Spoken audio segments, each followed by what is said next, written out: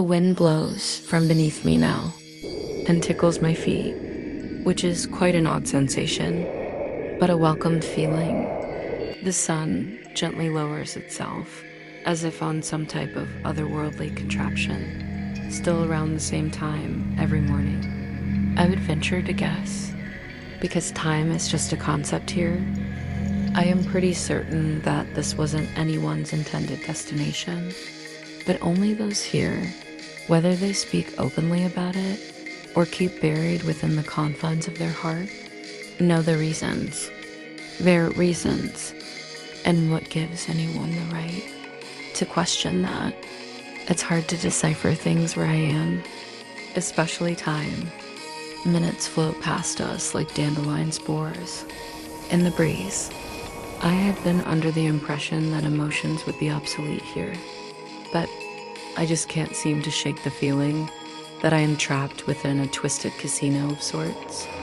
A vacant, macabre casino where there are no slot machines in sight, and especially not a single clock in sight. Perhaps I feel this way because time literally stands still here.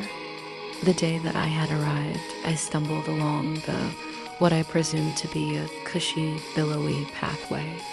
I was shocked to discover that there was nothing billowy or cushy about these things. The edges brushed up against my ankles and dug deep into the soles of my feet like sharpened sandpaper. On many occasions, I had left a trail of minuscule droplets of blood along the pathway, which was frowned upon, for reasons unbeknownst to me. Shoes are not allowed here. We've been told with a bit of compassion, mixed with a duty to do so, that on the very first day, when we are thought of, when we come to mind, even momentarily, by someone we were loved by, that we would feel a slight tug or a hard yank, depending on the depth of the memory and love, on our heartstrings.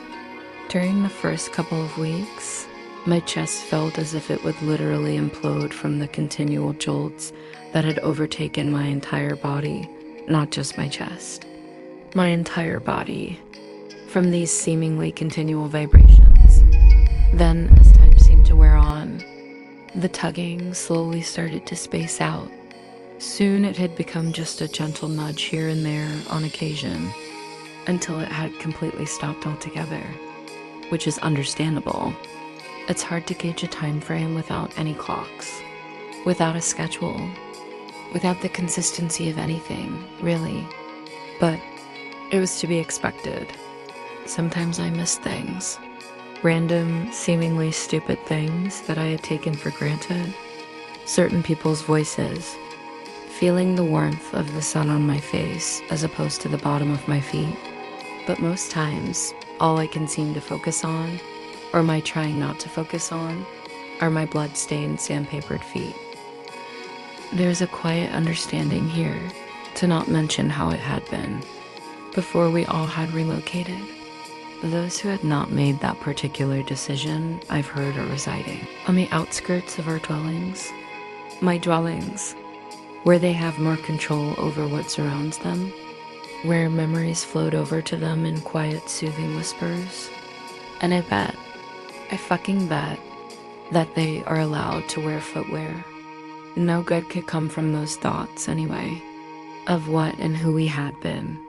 And eventually, basing this on the fact that I haven't felt a tug in what I'm presuming to be years, that absences are just something that one grows accustomed to. And it just becomes a new way of life, for us as well as for them. What I cannot come to terms with, one of the many things, is the gut-gnawing emptiness that I carry around with me here. Still, I thought that would have diminished, at least slightly, over time, but it hasn't, and I must say that I've never felt or known a heavier nothingness. Within myself, a few days after arriving here, we were instructed to think of 8 words, just 8 to transmit to a person who we had been close to and had known for a significant length of time, or even for just a few weeks, a few days, a few moments. It was up to us, our discretion. When we had felt that random tug, or just sense that we had just crossed the mind of this particular person who had been in our lives. We were encouraged to think of those 8 specific words, the words of our choosing. I was surprised that I had to do this on what I'm assuming was just my second day here. And soon after that initial tug, a variety of loved ones had come to mind. I waded through the field of overturned stars, which still glowed and transmitted electricity. We were cautioned to stay away from this area, despite the welcoming and seemingly harmless allure. I sat amidst the clusters of what might as well have been literal fucking sandpaper, and I closed my eyes.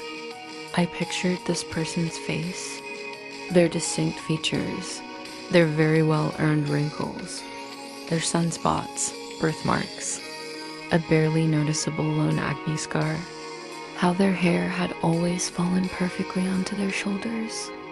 I reflected on the times we had shared together, the laughter, the revelations, painful childhood memories, goals, accomplishments, and I was instantly overcome with a wave of unexpected sadness, as well as being flooded with a sea of emotions, so much so that I actually had found myself struggling for air from being so overcome with my thoughts of them, of us.